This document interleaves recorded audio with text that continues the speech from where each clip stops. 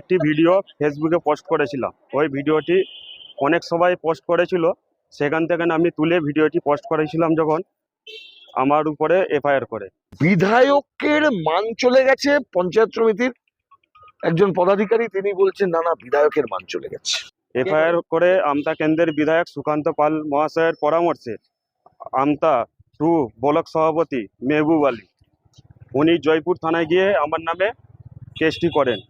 ওই জন্য আমাকে আজকে হাইকোর্টে আসতে হয়েছে।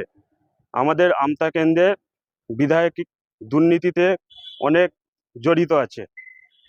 ওনার উপরে আমতা কেন্দ্রের জনগণ সব বিক্ষোভ হয়ে আছে। তো আমি ভিডিওতে লিখেছিলাম যে বিধায়ক সাধারণ মানুষকে কথা বলতে দেয় না, তার জন্য ফেসবুক থেকে ওই ভিডিওটিকে ব্লক করে দেওয়া হয়। ব্লক করে দিয়ে আমার নামে এফআইআর করা হবে করেছি জানি না, কিন্তু আমার ফেসবুক আইডিতে দেখাচ্ছে ওইটা ব্লক হয়ে গেছে। আমি অন্যজনের এতে যখন দেখছিলাম ব্লক হয়ে গেছে, ওতে পুলিশেরও দেখাচ্ছে কেস হয়েছে বলে এফআইআর। আমি চাই ন্যায্য বিচারক।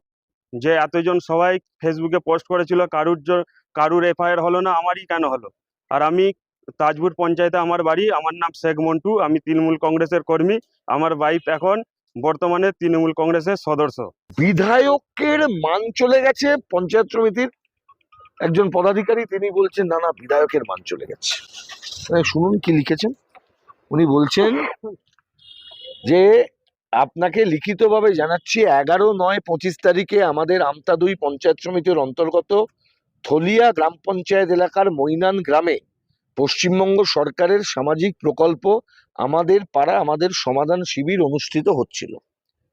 উক্ত অনুষ্ঠানে আমি এবং আমতা 2 পঞ্চায়েত সমিতি ও থলিয়া গ্রাম পঞ্চায়েতের সরকারি আধিকারিক জনপ্রতিনিধি ছাড়াও আমাদের আমতা কেন্দ্রের বিধায়ক শ্রী সুকান্ত কুমার পাল মহাশয় উপস্থিত হন। উক্ত শিবিরে ওই এলাকার প্রচুর মানুষজন অংশগ্রহণ করেন। ওদের মধ্যে হইতে একজন ব্যক্তিকে ওই সামাজিক প্রকল্পের বিষয়ে আমতা কেন্দ্রের বিধায়ক মহাশয়ের পরামর্শক্রমে কিছু বক্তব্য বলতে দেওয়া হয়। মহাশয় উক্ত ব্যক্তিকে অভিযোগ সহকারে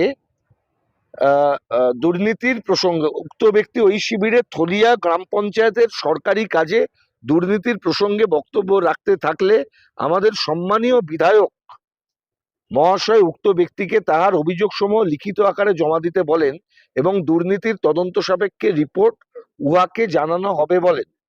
তখনকার মতো উক্ত শিবিরটি সুষ্ঠুভাবে সম্পন্ন হলেও পরবর্তী সময়ে অর্থাৎ গতকাল ইংরেজির 12/9/2025 তারিখ হইতে অদ্যাবধি নিম্নলিখিত শেখ নূর আলম ওরফে শেখ মন্টু নামের ব্যক্তি উক্ত ঘটনাকে অতিরঞ্জিত করে আমাদের